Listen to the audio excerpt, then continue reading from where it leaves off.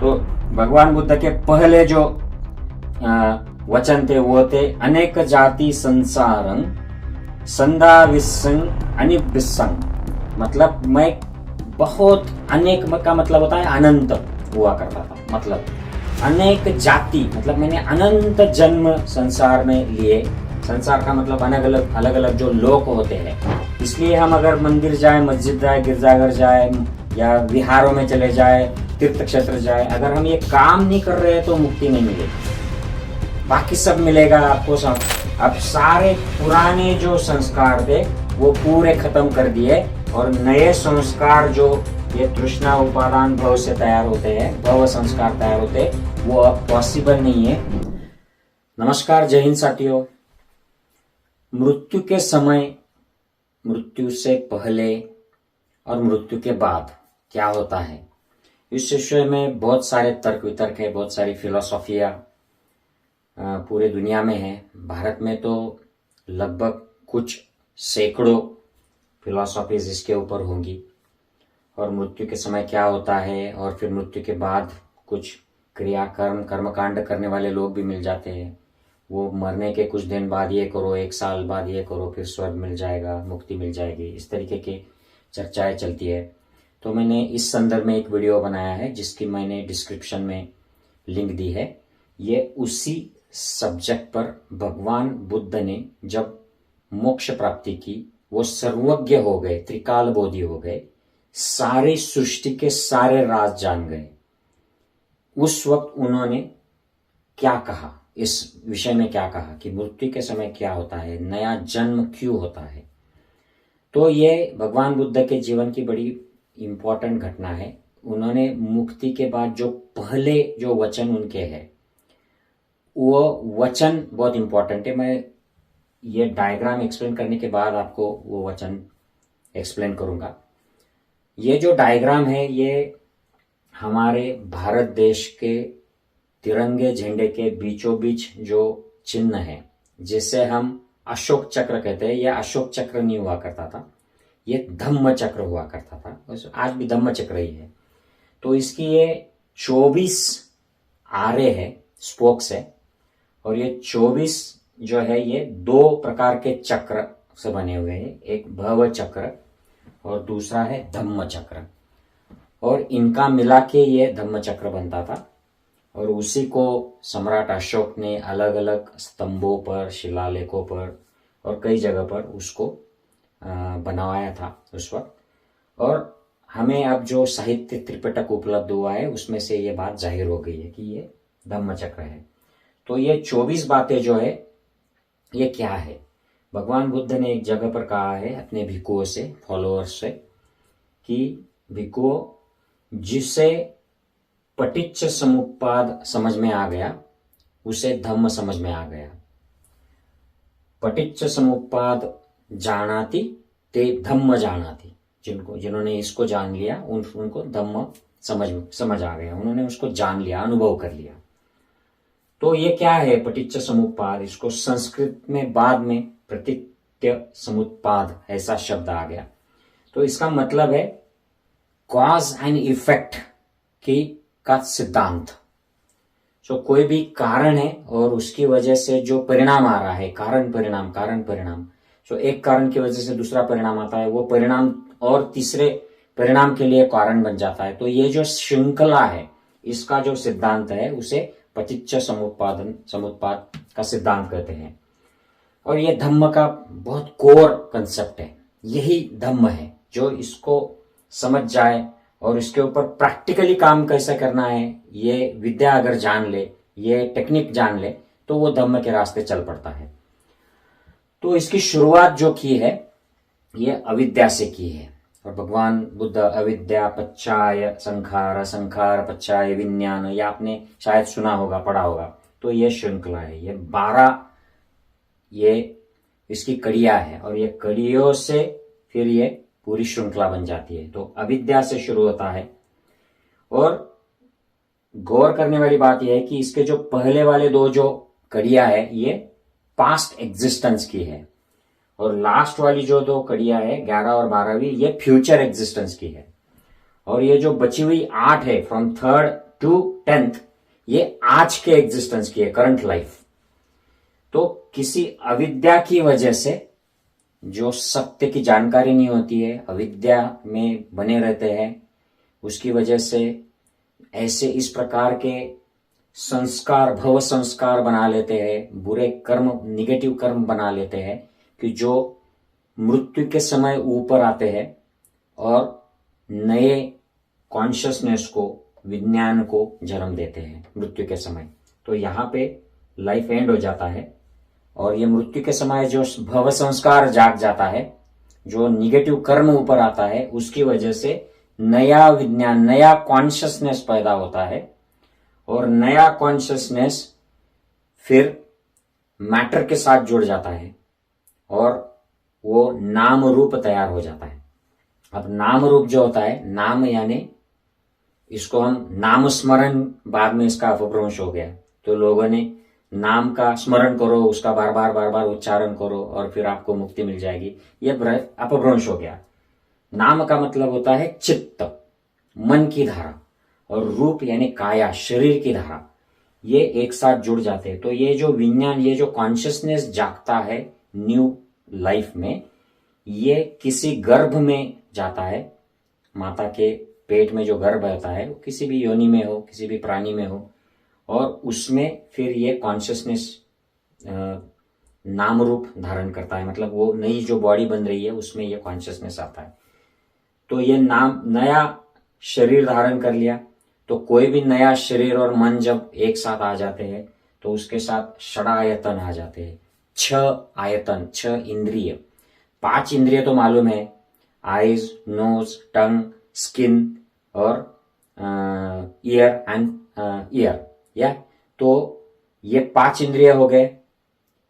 आंखों से देखते हैं हम लाइट, नाक से हमें स्मेल, ऑर्डर जो है उसका ज्ञान होता है, जिह्वा से हमें टेस्ट का नॉलेज होता है, और ईयर्स जो है उसकी वजह से हमें साउंड का नॉलेज होता है, वाइब्रेशंस का, और स्किन जो है ये टच और वो जो फीलिंग है उसका, और 6th जो इंद्रिय होती है वो मन होता है, और मन चिंतन करते रहता है, थॉट, थिंकिंग, चिंतन। तो ये 6 आयतन किसी भी लाइफ के साथ आ जाते हैं। और फिर ये जो 6 इंद्रिया है, जैसे आंख है, तो उसके साथ जैसे लाइट आ गया या कोई दृश्य आ गया, तो आंख के साथ वो जब टकराता है तो उसे फस्स कहते हैं। फस्स यानी आज की भाषा में, संस्कृत में स्पर्श। तो ये स्पर्श जैसे ही होता है वैसे ही शरीर में संवेदनाएं आ जाती है, उन्हें उस वक्त कहते थे वेदना। तो वेदना, शरीर में अगर कोई अच्छा दृश्य दिख जाए तो शरीर में सुखद वेदना आ जाती है, कोई बुरा भयावह दृश्य दिख जाए, बुरा अनचाहा दृश्य दिख जाए तो शरीर में निगेटिव वेदना, निगेटिव सारी संवेदनाएं आ जाती है, तो ये वेदना आती है।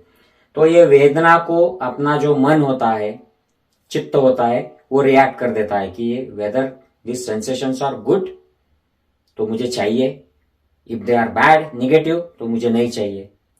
तो ये चाहिए और नहीं चाहिए की जो रिएक्शन माइंड करता है उसे कहते हैं तन्हा, तृष्णा। उससे ये तृष्णा पैदा हो जाती है। तृष्णा की वजह से आसक्ति हो जाती है। आसक्ति चाहिए की या नहीं चाहिए की, ये आसक्त हो जाता है मन, उसे कहते हैं उपादान।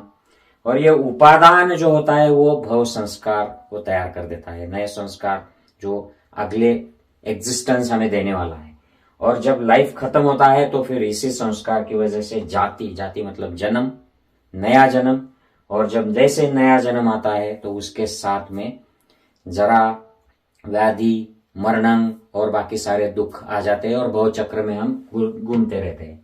फिर ये दुख आ जाता है, दुख के साथ फिर अविद्या से जीवन जीता है, फिर संस्कार तैयार करता है, और जब वो लाइफ एंड होता है तो फिर नया विज्ञान जागता है और ये भव चक्र चलता रहता है। तो ये भव चक्र अगर हमें समझ में आए तो यहां पर ये जो पॉइंट नंबर 7 है, स्टेशन नंबर 7, वेदना, संवेदना जब बॉडी में शुरू हो जाती है और उसको हम रिएक्शन देके जो तृष्णा जागृत करते हैं, ये जो स्टेज है, यहां पर सिद्धार्थ गौतम जब तपस्या कर रहा था, 7 साल तक तपस्या करने के बाद उसके समझ में आया कि ये जो हम यहाँ पे तृष्णा निर्मित कर रहे हैं, उसकी वजह से हम ये भव संस्कार जागृत कर रहे हैं और बार बार जन्म मृत्यु के दुख के भव सागर से जा रहे हैं और ये अनंत काल से चल रहा है। तो इसको ब्रेक करने के लिए जैसे ये वेदना होती है, संवेदना आती है, इसके प्रति मुझे तृष्णा निर्मित नहीं करनी चाहिए, मुझे इसके ऊपर रिएक्शन नहीं देना चाहिए। और इसी टेक्निक को ढूंढ निकाला सिद्धार्थ गौतम ने, उसी को कहा विपश्यना साधना, विपश्यना, जिसको आज की भाषा में विपश्यना कहते थे। तो आप देखिए ये अविद्या, तो उसकी वजह से क्या होगा, जैसे आप मन को रिएक्ट नहीं करोगे, संवेदना पर काम करोगे, वैसे ही अविद्या चली जाएगी। अविद्या निरोध मतलब उखाड़ दिया, उससे संस्कार पैदा नहीं होंगे, भव संस्कार। फिर विज्ञान जागृत नहीं होगा, जब ये संस्कार ही नहीं होंगे तो नया विज्ञान जागृत नहीं होगा, तो नया जन्म लेके फिर जन्म मृत्यु का फेरा नहीं आएगा। विज्ञान जागृत नहीं होगा तो नाम रूप नहीं आएगा, नाम रूप नहीं आएगा तो 6 आयतन इंद्रिय नहीं आएंगे, फिर इंद्रिय ही नहीं है तो स्पर्श भी नहीं होगा, स्पर्श नहीं हुआ इंद्रिय का और उनके आलंबन का, तो संवेदना नहीं जागृत होगी, संवेदना नहीं जागृत होगी तो तन्हा नहीं जागृत होगी, तृष्णा नहीं आएगी, तृष्णा नहीं आएगी तो आसक्ति नहीं आएगी, उपादान नहीं आएगा तो भव संस्कार नहीं तैयार होंगे, और जब भव संस्कार नहीं तैयार होंगे तो जब ये लाइफ खत्म होगी तो उसके बाद में नया जन्म मृत्यु का फेरा देने वाला जाति जन्म नहीं आएगा, और फिर जन्म ही नहीं आएगा तो ये दुख से भेजने वाला भवचक्र नहीं आएगा। एक ऐसी अवस्था प्राप्त हो जाएगी ये जो जन्म मृत्यु के भवसागर से, दुख के चक्र से परे है, उसके बियॉन्ड है, और वो है अमृत अवस्था, उसे कहते हैं अरहंत अवस्था, बुद्ध अवस्था। तो ये अवस्था प्राप्त करने का ये दोनों चक्र जो है 12 कड़ी जो है भव चक्र की और 12 कड़ी धम्म चक्र की, ये मिला के 24 आरे का ये चक्र होता है, इसे धम्म चक्र कहते हैं। और इसी का कारण परिणाम कॉज इफेक्ट की श्रृंखला के सिद्धांत को पटिच्च समुप्पाद कहते हैं आसान भाषा में। अब मैं कोई भिको नहीं हूं या मैं कोई बुद्धिस्ट स्टडीज का स्कॉलर नहीं हूं, मैं जो समझता हूं मैंने ये आसान भाषा में आपको बताया है। अब इसमें जो मैंने शुरू में कहा था कि ये बहुत इंपॉर्टेंट कंसेप्ट है, इसी को पंडित नेहरू जी जब प्राइम मिनिस्टर हुए थे तो उनके कैबिनेट ने इसी चक्र को, अशोक के चक्र को, धम्म के चक्र को हमारे तिरंगे पर सेंटर में लिया था। और ये इसका इतिहास पंडित नेहरू जानते थे, उन्होंने डिस्कवरी ऑफ इंडिया नाम की बहुत बड़ी किताब लिखी है, उसमें सारा इतिहास लिखा है, तो इनका ये स्टडी था पंडित जी का। तो इसके बारे में भगवान बुद्ध के जो है पहले वचन, मुक्त होने के बाद सबसे पहले वचन जो है वो इसी के संदर्भ में है, और मैं आपको वो वचन अब पढ़ के संक्षिप्त में बताऊंगा। भगवान ने उस वक्त कहा था, भगवान यानी जिसने भग्न कर दिया तृष्णा को, जिसने सारे तृष्णा को भग्न कर दिया उसको भगवान कहते हैं। तो ये कंसेप्ट उस एक्सप्लेन करता है व्हाट इज भगवान। तो कोई भी भगवान हो सकता है। आज आप अगर ये समझ जाए और इस पे काम करें तो आप भगवान हो जाएंगे, मैं भगवान हो जाऊंगा, सब भगवान हो जाएंगे। और यही कहा है भगवान बुद्ध ने। भगवान बुद्ध ने कहा है कि मैं मुक्तिदाता नहीं हूं, मैं मार्गदाता हूं। मैं आपको ये मार्ग बता सकता हूं कि ये संवेदना पे काम करना है और तृष्णा नहीं निर्माण करनी है और कैसे इस चक्र से मुक्त होना है, ये मैं आपको मार्ग बताऊंगा। मैं मुक्ति नहीं दिला पाऊंगा आपको, चलना आप ही को है। इसी को कहा था